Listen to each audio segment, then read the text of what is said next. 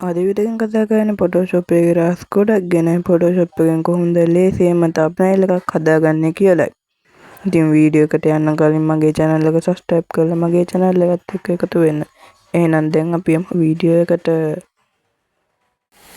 මම මගේ Photoshop එක මේ විදිහට open කරගන්නවා. ඉතින් මේ විදිහට තමයි open කරගත්තට පස්සේ interface එක අපිට බලා ගන්න පුළුවන් වෙන්නේ. ඉතින් ඔයගොල්ලෝ මේකේ new file කියන උඩ එකපාරක් click කරගන්න. ඉතින් මම මේ විදිහට ක්ලික් කරගන්නවා. ඊට පස්සේ මේ වගේ එකක් ඕපන් වෙනවා.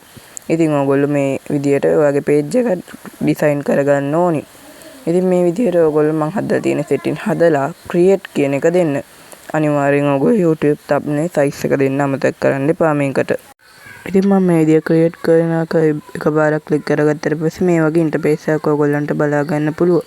දැන් අපි කතා කරමු ෆොටෝ එකක් මේකට කොහොමද import කරගන්නේ කියලා. ඉතින් ඔයගොල්ලෝගේ මුලින්ම ෆයිල් තියෙන එක ඕපන් කරගන්න. ඊට පස්සේ ඔයාලට ඕන පික්චර් එක තෝරගන්න. මම මේ විදිහට මගේ පික්චර් එක තෝරගන්නවා.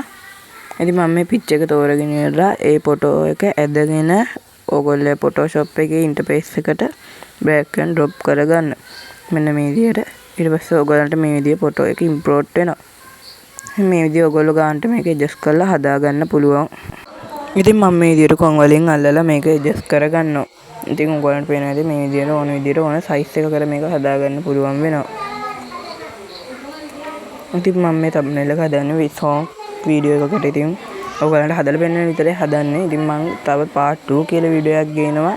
මීට වඩා හොඳට කොහොමද font එහෙම add කරලා ලස්සන්ට ඊටත් වඩා හොඳට කොහොමද වීඩියෝ එකකට කොහොමද හදන්නේ thumbnail එකක් කියලා. ඉතින් මම මේක බේසික් පැත්ත පොඩ්ඩක් ඕගොල්ලන්ට ඉගෙන ගන්න තමයි ගෙනාවේ. ඉතින් මේ විදිහට ආයි ඕගොල්ලෝ control J press කරලා copy එකක් ගන්න පුළුවන්. ඊට පස්සේ මේක control T press කරන්න. ඊට පස්සේ ඒ ෆොටෝ එක උඩ එකපාරක් click කරලා මේ right click ගන්න. ඊට පස්සේ prevision කියන එක දෙන්න. ඊට පස්සේ මේ විදිහ අනිත් ෆොටෝ එක ඒ copy එක අනිත් පැත්ත හැරෙනවා ඔයගොල්ලන්ට බලා ගන්න පුළුවන් වෙනවා. ඊට පස්සේ ඔයගොල්ලෝ arrow keys භාවිතා කරලා මේ විදිහට චුට්ට adjust කරගෙන ගන්නට ඔයගොල්ලන්ට ඕන තැනට ෆොටෝ එක adjust කරගන්න පුළුවන් වෙනවා. ඉතින් මම මේ විදිහට ගන්නට ෆොටෝ එක adjust කරගත්තා. ඉතින් අපි දැන් කතා කරන්නේ text එකක් සහ font එකක් කොහොමද ඔයගේ ගන්නට image එකට add කරන්න කියලා. ඒ කියන්නේ ඔයගොල්ලෝ thumbnail එකට.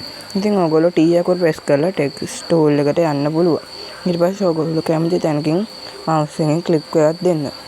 ඉතින් මම මේ විදිහට click කරාට පස්සේ මේ විදිහ ඔයගොල්ලන්ට front එකක් බලා ගන්න පුළුවන් වෙනවා. ඉතින් front වෙනස් කරන්න ඔයගොල්ලන්ට උඩම තියෙන bar එකේ යට එහා පැත්තක තියෙනවා මෙන්න මේ මම ඊතලෙන් පෙන්නන එක පේනවා. ඊට පස්සේ ඔයගොල්ලන්ට මේ විදිහ front ගොඩාක් තියෙනවා. ඉතින් ඔයගොල්ලන්ට මේකෙන් කැමති front එකක් තෝරගන්න පුළුවන්. ඉතින් මම මේ විදිහට මේ front එක තෝරගන්නවා. දැන් මම type කරන DJ කියන එක. ඉතින් ඔයගොල්ලන්ට මේ විදිහට මම front එක තෝරගන්නවා. ඊට පස්සේ මම DJ කියලා එක type කරනවා keyboard එකෙන්. ඉතින් ඔයගොල්ලන්ට front එක වෙනස් කරගන්න පුළුවන්. මම තෙන්ටම ගිහින් ඉතින් මම අර front එක ඕන් නැහැ කියලා හිතෙච්ච නැහැ කියන වැඩක් නැහැ කියලා හිතෙච්ච නිසා මම වෙන front එකක් දාගන්නවා. ඉතින් මම මේ front එක වෙනස් කරගන්නවා. ඉතින් ඔයගොල්ලන්ට front ගොඩාක් තියෙන. ඉතින් ඔයගොල්ලන්ට කැමති front එකක් මේකෙන් භාවිතා කරන්න පුළුවන් වගේම සිංහල අකුරු වලට front තියෙනවා. ඊට පස්සේ දැන් කලර් ගන්න කොහොමද text එකට colour එකක් add කරගන්නේ කියලා. ඉතින් ඔයා දැන් layer panel එකට යන්න. layer panel එකට ගිහිල්ලා ඔයගොල්ලෝ text එක උඩ right click කරාට පස්සේ මේ විදිය open වෙනවා. ඊට පස්සේ මේක granite overlay කියන එකක් උඩ select කරන්න. ඉතින් මම ඉස්සෙල්ලා thumbnail හදලා තියෙන නිසා මේ විදියට මම දාගත්ත colour එකක් වෙනවා.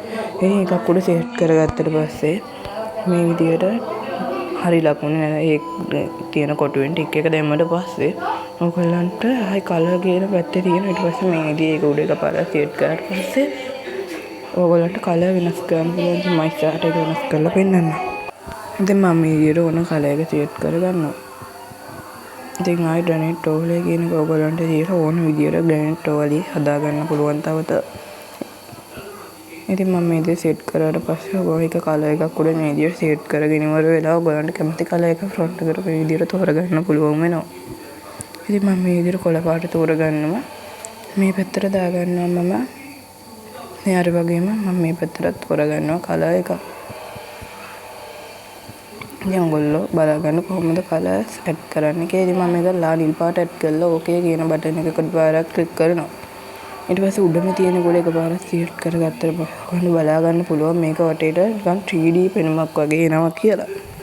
ඉතින් මම මේ විදිහට කලර් එක සිලෙක්ට් කරගන්නවා. අර මම කිව්වා වගේ අර උඩම එකට ගිහිල්ලා ඔයගලන්ට කැමති විදිහට 3D පෙනුමක් ගන්නත් පුළුවන්.